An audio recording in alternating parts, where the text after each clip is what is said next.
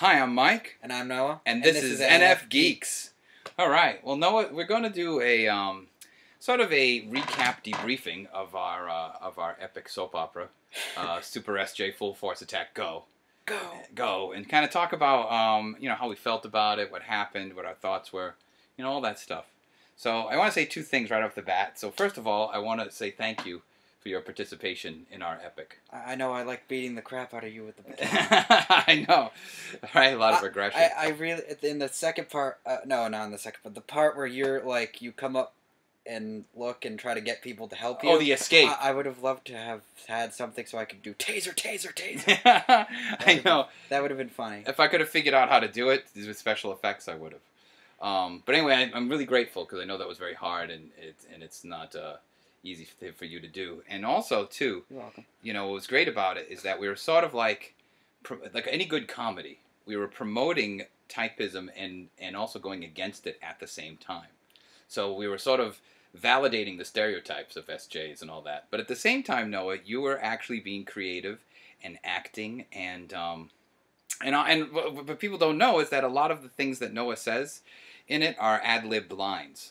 Like things he made up in the moment, and I just went with it and responded to it. But yeah, I personally like my ad lib of in the interrogation where I added, and it's in a poem. Yeah, that's right.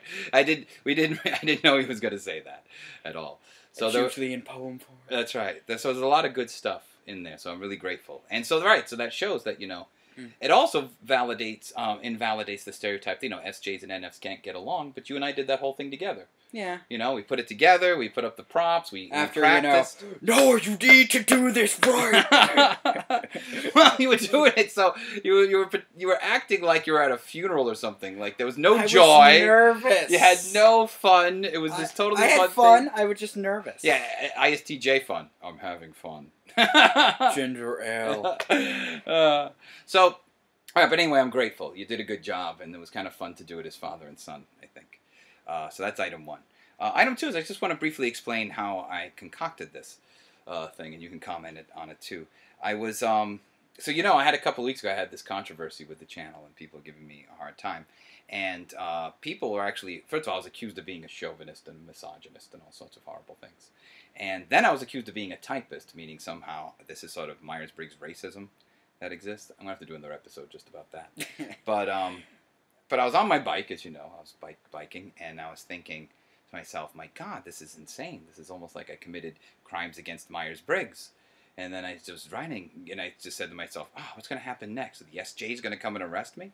And then I thought, oh my God, that's what should happen. The SJ should come and arrest me. That would be the funniest thing ever. And then a SJ Full Force Attack Go. That's right, Super SJ. Full Force Attack Go. So, was born, and, I'm very proud of it, And people actually thought, I didn't tell you this, no, people actually thought that it was kind of real.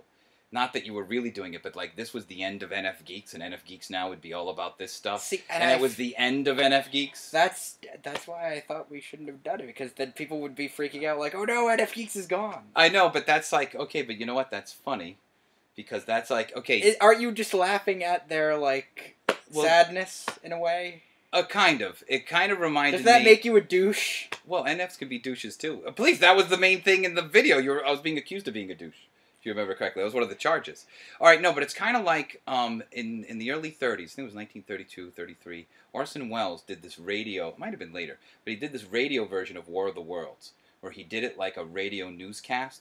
So he did this fake newscast on the radio as if Martians were attacking, and people believed Martians were attacking. Really? Yes, yeah, go Google it. It's very... So it was kind of my version of that a little bit. Did it create pandemonium? Oh, yeah, there was panic. People were calling the radio station, yeah. People were, hiding in barns and things. People thought the Martians were attacking. What happened to him after that? Oh, nothing. He was a famous guy. He was, people knew who Orson Welles was. I mean, you don't, because it's way before your time. But your grandmother knew who he was. So it's kind of like that. All right, so why don't you give me some of your first impressions, or just what are some things that have come to mind since we did this? Well, one, as I said before, was that I kind of realized doing it and being, Super SJ, that all SJs, any of the four types of SJs, can easily pull off ESTJ dick. Personality, whatever. Yeah, dickness. But since we're not, the other three, since we're not ESTJs, we choose not to, but we can easily. So what? Well, so tell me how that happened. How did you? How were you so? What moments have made you think that? Oh, the whole interrogation thing. Really? Oh yeah, looking over Yeah, the everything I said that was condescending. It's all hilarious. it is very hilarious. It was really a lot of fun to do. All right, what was hard for you to do? Was there any part that was particularly hard because it was too close to being an SJ, or just was there anything, or maybe not even relating to SJ? What was some of the hardest things to do? I think being an SJ, acting as an SJ was pretty easy. Mm-hmm. Even if it was the dick SJ. But what was hard for me was just trying not to be nervous and just read the lines normally. Ah, yeah. Well, you did fine. Yeah. You know, you did fine in it. Yeah, after my whipping. I think. All right. What was your favorite part? Do you have a favorite part? I just liked the interrogation. The dunce cap, the sign, everything I said was condescending, and my favorite ad-lib of and it's always in poem form. Really great. So the interrogation. Yes. Was your favorite part? That was fun. Oh, that's great. I think, one thing I wanted to point out to make everybody feel better who are SJs is that in that story, in our epic story, Lord of the SJs, is that at the end I'm sort of victimized and I get turned and I'm sort of the victim, the tragic victim of the whole thing, and that was sort of modeled after 1984. I doubt anybody took you turning into an SJ tragic. No. Well, maybe. I mean, that was sort of portraying it as sort of tragic in the story, but that's not the reality of it. The truth of the matter is I wasn't a victim, and that didn't happen. I mean, that's sort of the fantasy of the story, but really the real outcome with SJs was the opposite. So what really happened, Noah, when I think about my SJ family, so your grandmother, my aunt, your aunt, all being SJs, is that in reality they didn't change me at all. I just dug in my heels and became the monkey in the wrench, and just threw off the whole schedule. So you were a hippie going against the system. Yes, absolutely. They didn't change me, and I didn't change it, but we certainly came to a stalemate. At no point did I actually become broken down and turn into an SJ. What actually happened Why are is you giving me all these rules, man? Yeah. I cannot be free, man. Yeah, honestly, the conversation kind of went like that, And sometimes it wasn't even that cool. It was just obstinance, And your grandmother, and here's the funny thing, too, I realized from doing the videos, is that your grandmother used to say that about me when I was little. What? She used to say, "You're so obstinate." I'm like 7 or 8. She used to say that. So even at 7 or 8, I was rebelling against the SJ thing without even knowing anything about this. And I never now granted, I always felt alienated, but at the same time, I was also throwing off all the plans all the time. So I really wasn't. So in the real SJ world, I wasn't a victim at all. I was in my mind, I might have felt victimized, but as I look back at it, I wasn't. So that outcome didn't actually happen. Because I want to say, I don't want people to think, "Oh, poor Mike, he's under the..." No, don't feel bad. Don't. Yeah, don't. I was fine. I had my own world. I was fine. So that was the fun part. I think the hardest part for me was trying to set up all the scenes in our very small Crystal Sky Castle here. Crystal Sky Castle, I know on the videos looks huge. It's like a shoebox. Really, right? Well, some of the rooms. Right. So trying to make this look like it was happening in different locations was... Have you really explained Crystal Sky Castle to them? Yeah, Crystal Sky Castle. No, have you explained that you have a blue room and a brown room? Oh, you mean the apartment? Yeah. Okay, fine. I'll talk about that. We're in the brown room. Okay, in the brown room, all the furniture is brown. Okay, in this part of the house. So this is brown. When he was first explaining this when we moved in, I was like, "What?" That sounds kind of stupid. Yeah, but that's because you have no aesthetic tastes. So all the furniture here is brown, and on the other side of the living room, that's called the blue room. Everything over there is blue. So there's all... It's color-coded. Right, it totally is. Everything's blue, and everything's brown over here. Right. As opposed to SJ, where everything would be beige and gray. Maybe some black. Maybe some white. That's right, because that's easy to identify. All right. Was there any part of being an SJ or being the SJ enforcer that you felt uncomfortable with because it was too much of a stereotype or anything like that? Well, just coming in and beating the shit out of you. True. Okay. That was a bit much. Okay. How did it make you? What did you think about it? I don't know. I could do it, but I don't know. I just felt, kind of like an ass. Although, just not to ruin the special effects, you weren't actually hitting me at any point. No, I know. No. If you want to know how we did it. Okay, you really want to know how SJ I am, or ISTJ I am? Oh, yeah, please. In the first episode, I mace him. Yes. In a few takes that we don't show, I put it on, like, the counter. I take it. Instead of throwing it like he wanted me to, I just put it on the counter. Like, I'm not going to throw this on the ground. It's going to be right here so I can get it again. Yeah, so for art, I want to make this clear. And that spray was a real spray. It was actually body spray, okay, that you held. And we had to do multiple takes, so I got sprayed in the face, like within inches of my face with body spray. And I wasn't good at it, too, so it did get in his eyes. It was in my eyes. It was everywhere. And then I'd have to do it again. Art, that's a lot of effort for art. That was pretty, looking back on it, it's pretty funny now.